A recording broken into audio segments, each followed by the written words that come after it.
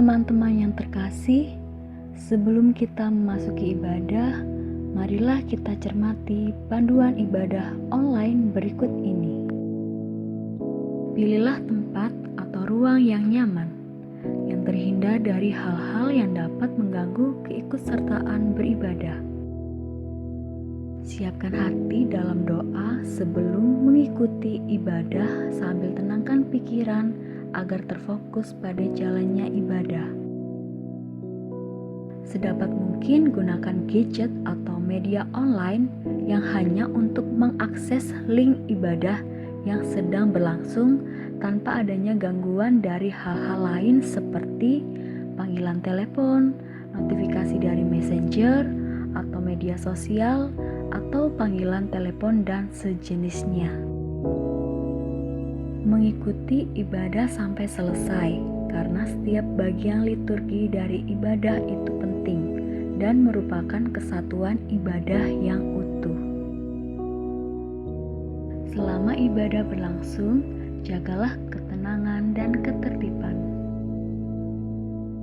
Selamat mempersiapkan diri.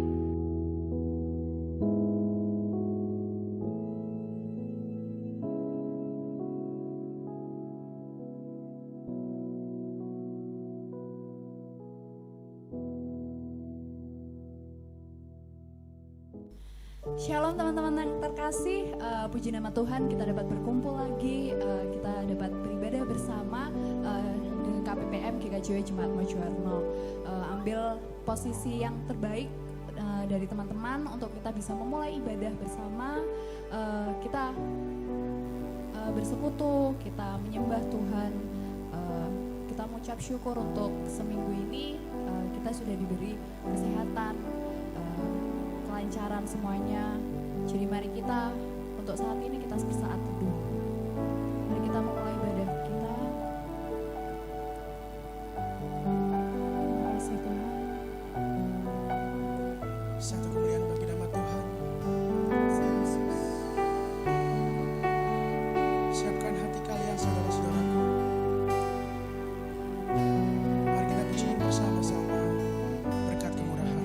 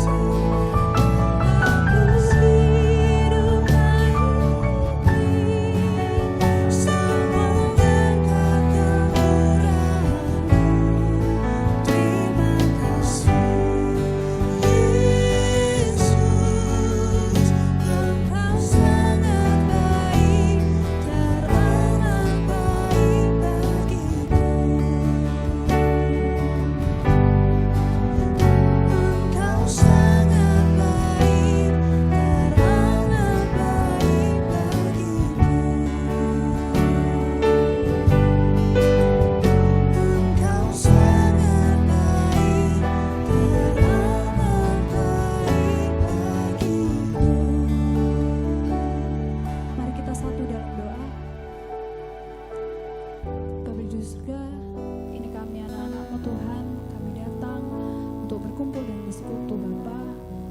Ampuni segala dosa kami Bapa, dosa yang kami sengaja maupun yang tidak sengaja. Mungkin kami sudah menyakiti hati teman-teman kami Bapa, tapi kami percaya Engkau Tuhan yang akan mengampuni segala kesalahan kami. Tuhan berkati ibadah kami dari awal hingga akhirnya, hanya kami serahkan di dalam nama Tuhan Yesus Kristus. Haleluya. Amin.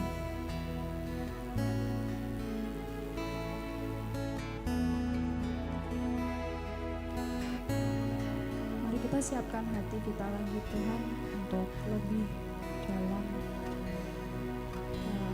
kita menyembah Tuhan Yesus.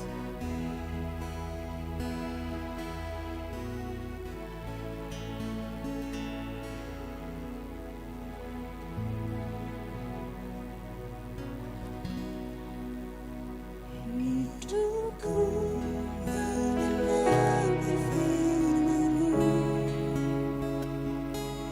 tanda mujizat sertai tiap langkahku. Kau bersamaku di dalamku, jadi bukti kebesaran-Mu.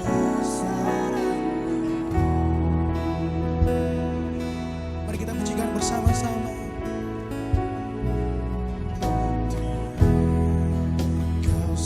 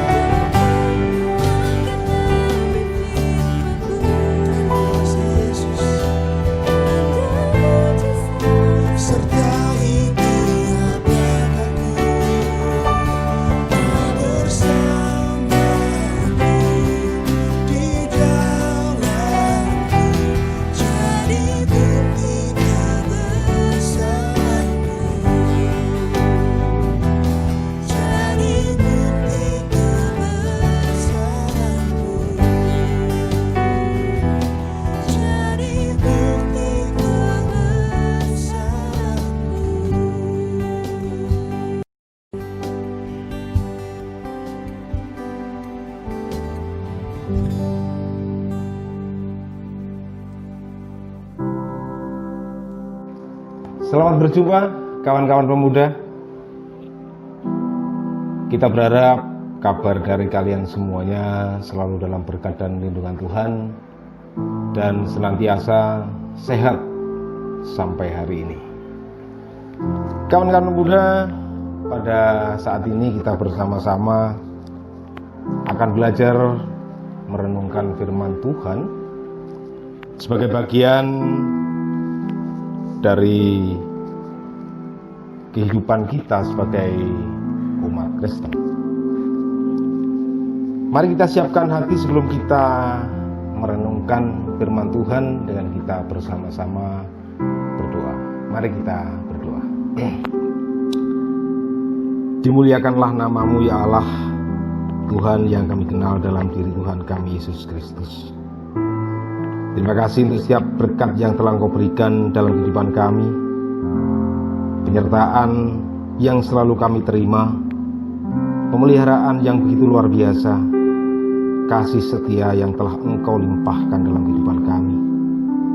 Sehingga saat ini Engkau juga masih memperkenankan kami untuk belajar merenungkan kebenaran firman-Mu. Bapa, kiranya Engkau hadir di tengah-tengah kami, mempersiapkan hati kami satu persatu, mengurapi kami semuanya sehingga bolehlah apa yang akan kami renungkan, kebenaran firman-Mu ini menjadi berkat dalam kehidupan kami. Terlebih Tuhan, Engkau memampukan kami semuanya untuk bisa mewujud nyatakan setiap firman-Mu dalam kehidupan kami sehari-hari. Berkaryalah ya Bapa untuk kehidupan kami melalui firman-Mu ini. Terima kasih Bapa, dalam Yesus Kristus hamba-Mu berdoa. Amin. Kawan-kawan pemuda, saat ini kita akan bersama-sama membaca dan merenungkan firman Tuhan yang terambil dari Injil Yohanes 12. Ayatnya yang pertama sampai yang ke-8, dan saya akan membacakan untuk kita semuanya.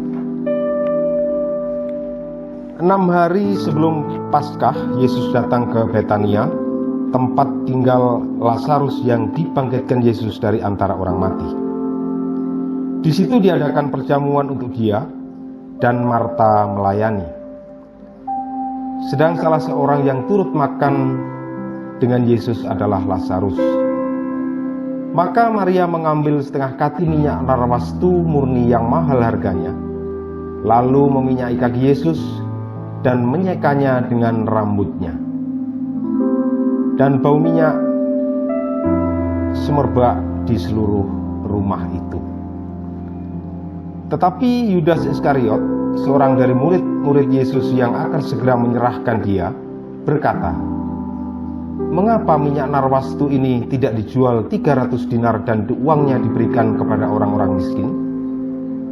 Hal itu dikatakannya bukan karena ia memperhatikan nasib orang-orang miskin, melainkan karena ia adalah seorang pencuri. Ia sering mengambil uang yang disimpan dalam kas yang dipegangnya.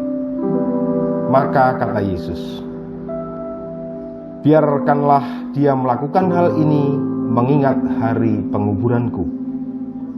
Karena orang-orang miskin selalu ada pada kamu, tetapi aku tidak akan selalu ada pada kamu." Yang diberkati adalah barang siapa yang bersedia mendengarkan, merenungkan firman Tuhan, dan melakukan dalam kehidupan sehari-hari. Amin. Kawan-kawan pemuda dan saudara-saudara semuanya, beberapa jam yang lalu saya mampir di warung kopi pemuda yang ada di belakang sana. Sambil menikmati kopi, saya mendengarkan lagu-lagu yang disajikan, diputar lewat audio. Dan ada sebuah lagu yang membuat saya sangat terkesan, bahkan teringat sampai saat ini, meskipun saya nggak bisa menyanyikan semuanya. Saya catat di sini, bahkan tadi saya cari-cari lewat YouTube. Ini ada kalimat yang demikian, saya akan mencoba menyanyikannya. Kartonyono ningawi medhot janjimu, ambruk cagakku nuruti angen-angenmu. Sakabehane wis tak turuti, tapi malah melenjani. Nah, ini adalah sepenggal syair lagu yang kebetulan saya merasa tertarik. Saya cari-cari di YouTube, ternyata ini yang mencipta dan menyanyikannya adalah seorang dari Ngawi, Denny Caknan ya kalau nggak salah. Lagu ini begitu viral sehingga di YouTube kalau tidak salah itu sudah diikuti lebih 100 juta. Begitu luar biasanya. Saya berpikir bahwa lagu ini begitu luar biasa karena lagu ini adalah menggambarkan sebuah cerita tentang keseharian, tentang kehidupan kita semuanya. Dan bagi siapapun yang mendengarkan lagu ini, seakan-akan kita diajak merasakan bagaimana seseorang yang sedang jatuh cinta, mabuk payang, terbuai oleh kata-kata manis, oleh janji-janji, dengan waktu yang demikian panjang, akan tetapi pada ujungnya tidak sesuai dengan apa yang diharapkan. Janji-janji manis yang didapatkannya, pada akhirnya yang didapatkan adalah kata melenjani, sebuah pengkhianatan dan pengingkaran. Dan kalau kita mau mendengarkan lagu-lagu dari banyak pencipta lagu, hampir 70% bisa dikatakan demikian. Setiap lagu yang diciptakan oleh pencipta lagu semuanya bercerita tentang cinta, kesetiaan, dan pengkhianatan. Ini menggambarkan bahwa tiga hal tersebut, yaitu cinta, kesetiaan, pengkhianatan, itu tidak akan pernah lepas dari kehidupan manusia. Kawan-kawan pemuda tentu menjadi bagian dari tiga hal tersebut. Adakah di antara kalian yang tidak pernah merasa jatuh cinta? Ada? Saya yakin semua yang pernah jatuh cinta. Atau bahkan sebaliknya, pernahkah kalian merasa tidak dicintai? Saya rasa bagaimanapun juga kita selalu pernah merasa dicintai. Sejak lahir kita sudah dicintai, sudah dipelihara dengan kasih kesetiaan yang luar biasa oleh orang tua kita melalui ibu kita. Orang tua kita memelihara kita dengan cintanya yang tulus, dengan penuh kesetiaan.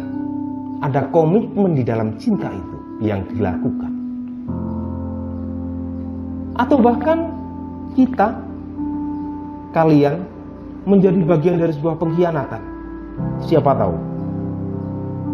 Ayo, ngaku aja.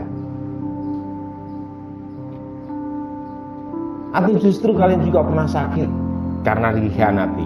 Mungkin yang cewek, cowok-cowok kalian mungkin merasa tergoda melihat cewek lain yang lebih cantik, lebih aduhe, sehingga berkhianat kepada kalian. Atau yang cowok mungkin bahkan lebih menderita, cewek kalian, pasangan kalian yang dengan tulus kalian cintai, dengan setia kalian mencintainya, tiba-tiba cewek itu tergoda oleh cowok yang lebih tampan, lebih keren, mungkin pakai mobil Honda Jazz misalnya. Nah, kata pengkhianatan memang penyebabnya rata-rata adalah karena tergoda oleh hal-hal yang memungkinkan seseorang itu mengingkari sebuah kesetiaan. Itulah kehidupan sehari-hari yang tidak bisa kita ingkari. Ini adalah kenyataan yang setiap orang bisa saja mengalami. Nah, kawan-kawan pemuda dan saudara-saudara yang terkasih dalam Tuhan Yesus, pada hari ini, pada saat ini, melalui bacaan yang telah bersama-sama kita dengarkan, kita bisa mengambil hikmah. di mana diceritakan saat itu Yesus yang ada di Betania diurapi oleh Maria. Maria menyadari apa yang dilakukan. Maria tahu, Maria memahami apa yang dilakukan. Dikisahkan di sana Maria meminyai setengah kati minyak narwastu yang harganya tidak murah. Bahkan karena harganya yang tidak murah itu, Yudas Iskariot melakukan protes. Mengatakan kenapa minyak yang semahal itu tidak dijual saja, sehingga menghasilkan uang sebanyak 300 dinar dan bisa dibagikan kepada orang-orang miskin. Maria memahami apa yang dia lakukan itu adalah sebagai imbal balik. Karena dia merasa bahwa Tuhan Yesus sudah sangat mencintai dengan setia kehidupannya, memberikan pemeliharaan dan lain sebagainya. Kesetiaan timbul karena ada dua pihak. Karena Maria merasa dicintai oleh Tuhan Yesus sebagai muridnya, diperhatikan, maka Maria dengan sukarela, dengan tulus hati juga mau mencintai dengan setia dan melayani, bahkan mengorbankan hal yang paling berharga sekalipun. Di sisi lain kita bisa belajar bagaimana sikap seorang Yudas Iskariot. Ia melakukan protes. Sebuah sikap di mana sebenarnya adalah ada godaan yang dia alami, godaan yang lebih besar yang dia terima, sehingga dia berpikir bahwa minyak narwastu yang seharusnya bisa dijual dengan menghasilkan uang 300 dinar lebih penting daripada melakukan pengurapan kepada Yesus. Akan tetapi lebih dari itu, kawan-kawan, kita seperti diajari dan mengetahui bagaimana sebenarnya sikap seorang Yudas Iskariot. Dia berkata manis dengan berkata mengapa tidak dijual dan uangnya dibagi-bagikan untuk orang miskin. Kata-kata manis yang dia sampaikan, akan tetapi di balik itu ada sebuah tujuan tertentu, bahwa sebenarnya Yudas Iskariot itu menginginkan ketika minyak narwastu dijual, uang itu masuk ke dalam kas karena ia sebagai bendahara, ia mengambil keuntungan karena Yudas punya kebiasaan mencuri dari uang kas sebagai bendahara itu. Nah, kawan-kawan yang dikasihi Tuhan, Maria mengorbankan sesuatu yang mahal untuk mengurapi Tuhan Yesus. Dan hal berbeda dengan Yudas yang berpura-pura menunjukkan seakan-akan dia perhatian, dia menunjukkan sebuah kasih. Mengajarkan kepada kita bahwa dalam kehidupan ini ada dua sisi, dua kelompok yang seiring meskipun bertentangan, yaitu kesetiaan di satu sisi, pengkhianatan di sisi lainnya. Kalau ada pertanyaan, kita akan berdiri di sebelah mana? Kita mau mengikuti kesetiaan seperti apa yang dilakukan oleh Maria, dengan menanggalkan kepentingan yang berharga sekalipun di dunia ini untuk melayani dan mencintai Yesus? Ataukah justru kita menjadi bagian dari kelompok seperti Yudas Iskariot yang berkata-kata manis, selalu menampilkan sesuatu yang baik, mengkamuflasekan diri seakan-akan melayani, akan tetapi ternyata seperti lagu di dalam syair yang telah saya nyanyikan tadi, di tengah jalan medot janji dan belenjani. Ada pengkhianatan. Saudara yang terkasih dalam Tuhan, hidup ini adalah sebuah kesempatan di mana ada pilihan-pilihan yang harus kita ambil. Jika kita diberikan pilihan memilih menjadi bagian dari kelompok Maria atau menjadi bagian dari kelompok Yudas, kita perlu menyadari bahwa rasa cinta adalah sebuah komitmen yang harus kita tunjukkan di dalam sikap dan perilaku serta kehidupan kita sehari-hari. Kita harus mengerti dan menyadari bahwa seharusnya cinta adalah menjadi penggerak utama di dalam setiap perilaku dan tindakan kita. Di dalam kita mencintai keluarga kita, kita mencintai sesama dan lingkungan kita. Itulah wujud nyata kita mencintai Tuhan. Bukan berarti kita berkata mencintai Tuhan, aktif ke gereja, aktif dalam kegiatan-kegiatan bergereja, akan tetapi tidak pernah bisa mewujud nyatakan di dalam kehidupan sehari-hari. Kita tidak bisa mencintai dan menyayangi keluarga kita. Kita tidak bisa menghormati orang tua kita. Itu adalah bagian dari sikap yang ditunjukkan oleh Yudas. Berkata-kata manis, berpenampilan seakan-akan melayani Tuhan, akan tetapi tidak bisa mewujud nyatakan dalam kehidupan sehari-hari. Cinta yang tulus dan kesetiaan yang penuh kepada Tuhan tercermin melalui cinta yang kita tunjukkan kepada keluarga dan kepada sesama kita. Apa yang sangat berharga di mata dunia, apa yang sangat berharga bagi kita, mari kita tanggalkan, kita persembahkan untuk melayani dan mencintai Tuhan.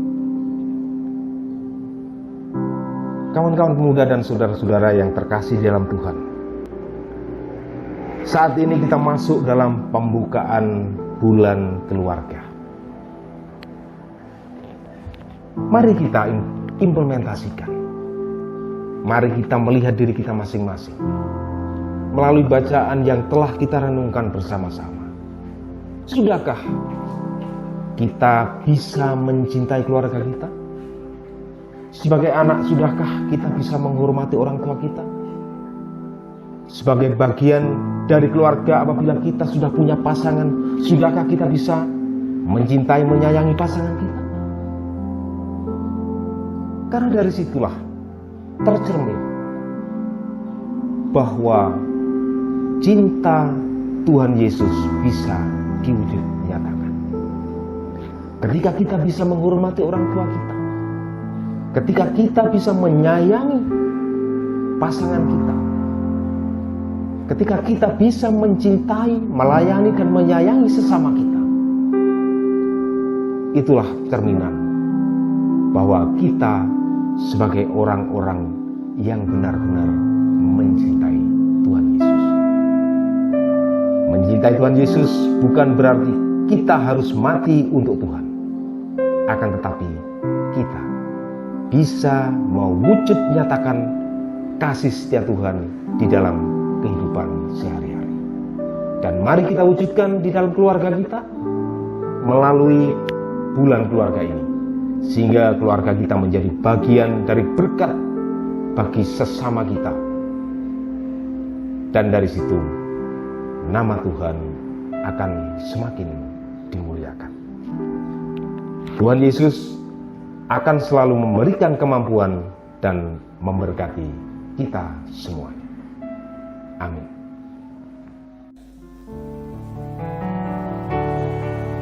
Untuk merespon firman, mari kita naikkan satu pujian. Kasih setiamu.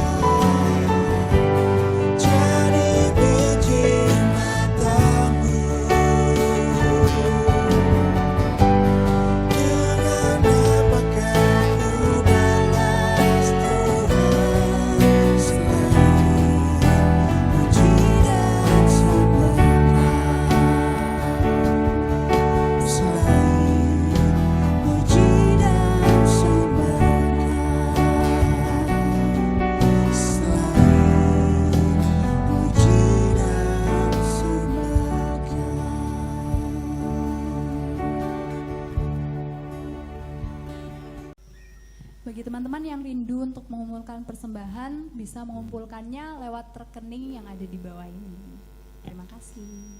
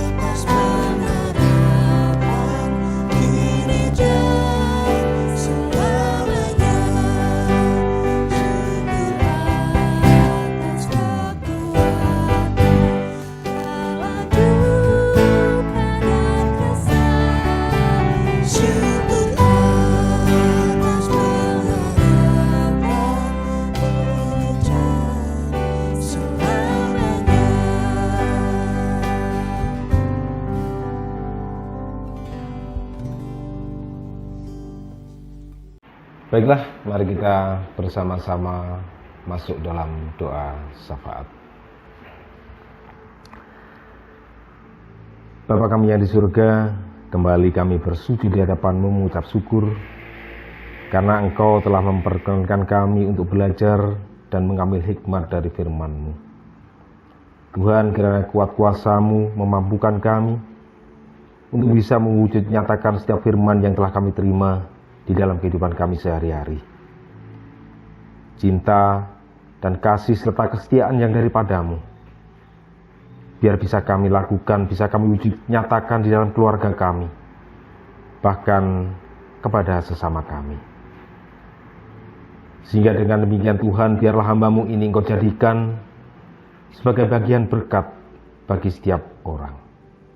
Terima kasih ya Tuhan. Dan saat ini Bapa, kami berdoa untuk kawan-kawan pemuda, di mana Tuhan kiranya Engkau hadir di tengah kehidupan mereka, di dalam kesulitan yang mereka hadapi. Kiranya Engkau sendiri memberikan jalan keluar. Terlebih Tuhan, di masa pandemi COVID saat ini, di mana saudara-saudara dan kawan-kawan pemuda ada yang mengalami pemutusan hubungan kerja. Tuhan, kiranya Engkau sendiri yang hadir di dalam kehidupan mereka, memberikan berkat pengharapan, memberikan kesabaran. Bahkan kiranya Engkau sendiri ya Tuhan yang merencanakan masa depan yang baru bagi mereka. Sehingga biarlah di hari-hari yang akan datang, sukacita yang daripadamu yang mereka dapatkan. Kepada kawan-kawan pemuda yang masih menempuh pendidikannya, baik di SMA maupun di perguruan tinggi, Tuhan, kiranya Engkau sendiri yang bekerja, mewujud nyatakan kasih-Mu dalam kehidupannya, memberikan kecerdasan dan kepintaran, sehingga biarlah para pemuda yang masih dalam masa pendidikan ini menjadi bagian dari kemuliaan-Mu, menjadi orang-orang yang sangat berguna pada akhirnya nanti bagi bangsa dan negara, terlebih bagi kemuliaan nama-Mu. Berkati mereka ya Bapa. Tanamkanlah semangat untuk melayani Engkau. Bagi saudara-saudara, kawan-kawan pemuda yang sampai hari ini belum mendapatkan jodoh, kami percaya Tuhan, Engkau sendirilah yang akan berkarya. Karena rencana-Mu begitu indah bagi kami semuanya. Tentu Engkau telah menyiapkan jodoh yang terbaik bagi mereka. Tuntun mereka Tuhan, sehingga Engkau bisa mempertemukan mereka dengan jodoh yang terbaik dan menjadi bagian dari kemuliaan-Mu juga. Pada saat ini juga Tuhan, kami teringat akan bangsa dan negara kami. Di masa-masa yang sulit saat ini ya Bapa, kami serahkan pemimpin-pemimpin negara kami, baik yang ada di pusat, di daerah, maupun sampai ke pedesaan. Kiranya Engkau sendiri yang berkarya dan bekerja memberikan kebijaksanaan kepada mereka. Sehingga di dalam masa-masa yang sulit seperti ini Tuhan, biarlah mereka dengan sabar dan bijaksana bisa memimpin negara ini dengan baik. Sehingga kami semuanya bangsa ini bisa segera terlepas dari pandemi COVID-19 ini. Tuhan, persembahan yang telah kami kumpulkan, yang kami ambil sebagian dari berkat yang Engkau berikan dalam kehidupan kami, kami serahkan kiranya Engkau sendiri Tuhan yang berkenan untuk menyucikan dan mengkuduskannya. Dan biarlah persembahan ini bisa bermanfaat, berguna bagi kemuliaan nama-Mu di dalam pekerjaan pelayanan kami sebagai pemuda. Bagi kawan-kawan pemuda yang mengelola persembahan ini Bapa, kiranya Engkau juga memberikan hikmat kebijaksanaan. Melalui firman-Mu yang telah kami perdengarkan, jauhkanlah kami dari sikap yang seperti Yudas Iskariot. Sehingga biarlah berkat persembahan ini bisa bermanfaat bagi pelayanan-Mu. Inilah Bapa, doa dan permohonan kami. Kami yakin ada terselip dosa dan kekurangan dalam setiap yang kami lakukan, terlebih dalam doa kami. Akan tetapi kiranya Engkau sendiri ya Bapa yang berkenan untuk menyempurnakannya. Terima kasih Tuhan. Hanya di dalam nama Tuhan kami Yesus Kristus, doa ini kami persembahkan. Amin. Tidak terasa